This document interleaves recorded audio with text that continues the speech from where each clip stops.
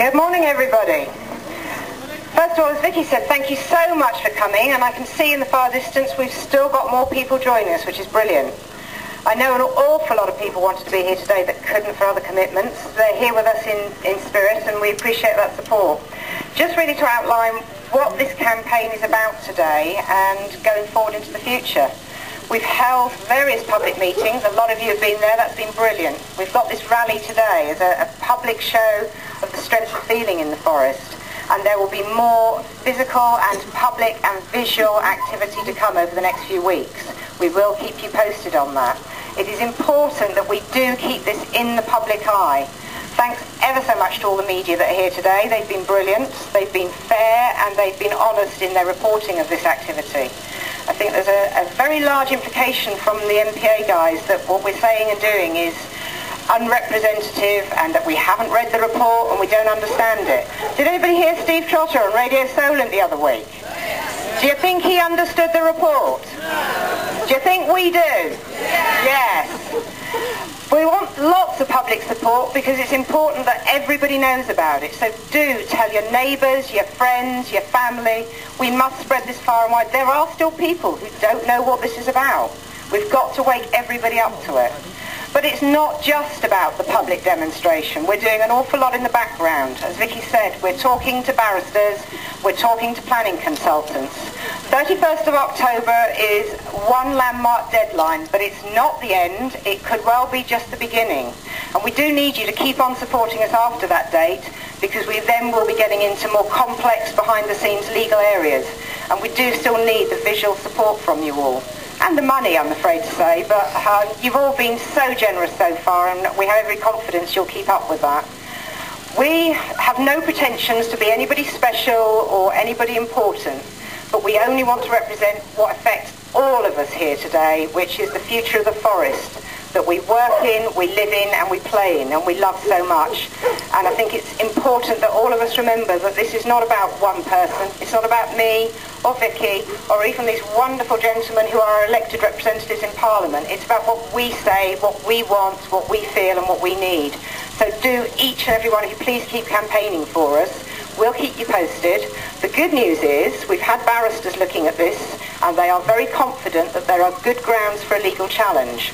We will be making that challenge if we have to. If there is anybody from the MPA here, we will be talking to you, and you can hold that legal challenge off. If at any point you want to say, actually guys, you've got a point, let's sit down and rewrite this report. But we will keep going. And if it means in the end that we have to try and petition for the removal of the park, well, hey, we'll keep that campaign going as well.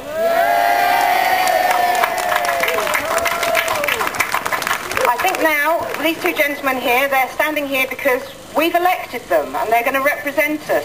That's a nice thought, isn't it? We elected someone and they represent us, a bit unlike the MPA.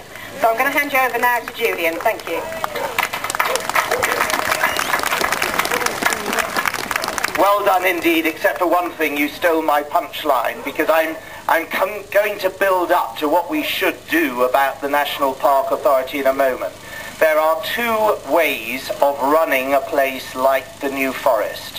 One is to have the interplay of voluntary organisations and elected organisations, and the other is to have an overarching bureaucracy which tells everybody what to do and basically puts two fingers up at them if they disagree. At the time of the public inquiry into the setting up of the National Park Authority, both Desmond and I said that if it were set up, we were worried about the accountability and democracy and sensitivity with which the forest would be run in the future.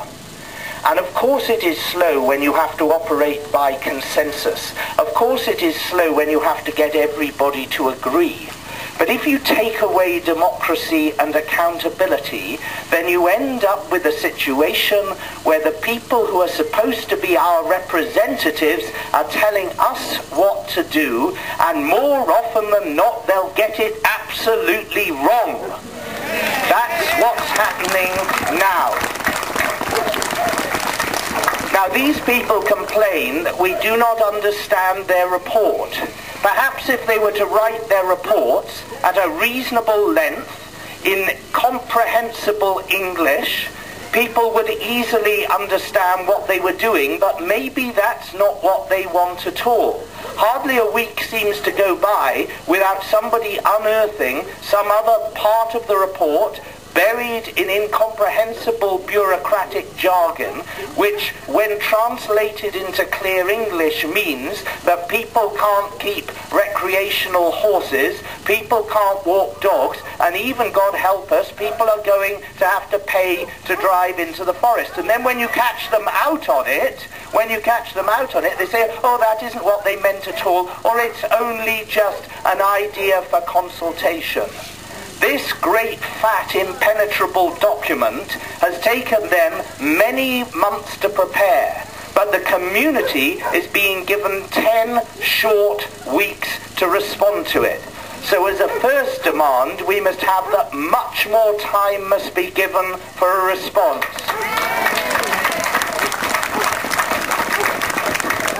And when we do respond, Desmond, to whom I'm now about to hand over, Desmond and I will be doing a joint response, and our response will include one element already alluded to. The National Park Authority has shown itself to be so out of touch with the people to whom it ought to be responsible that there can be only one solution, and that is to get rid of it. It is not necessary. Its substantive powers have been taken from the elected New Forest District Council, which has an excellent reputation, and from the elected Hampshire County Council, which has an excellent reputation. We do not need to be governed by bureaucrats. So when you carry on pursuing your excellent petition, we hope you will just add a few words at the end, which is, and we support the abolition of the National Park Authority. Thank you very much. What I would wish to add to what my excellent colleague, Dr. Julian Lewis, has said. But we are told by the National Park Authority that we are in a period of consultation. Well, what better opportunity would there be to consult with us than to have come along here today to listen to what people have to say?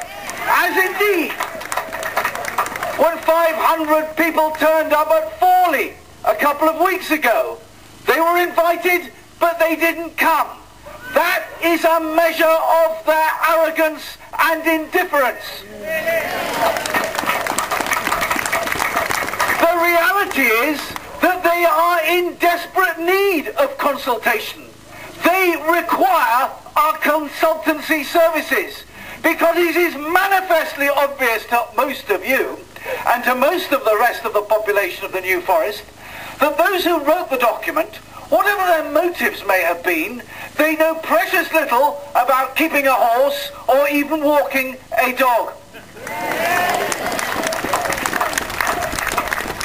Now, it was, in my view, always going to be a disaster to take the rights of the people of the New Forest to elect their council, which will then control development control policies. And if they didn't like what that council did, they could sack it by making it accountable at the ballot box. It was always a disaster when those rights were taken away from you and handed to an appointed, unelected and unaccountable body.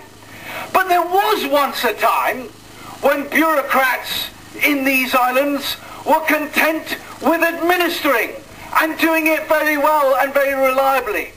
Now they want to make their mark, and the reality is that their mark is going to be made on you and on your rights. We have a fight now, and it is vital for the interests and future of the forest that we win it. Thank you.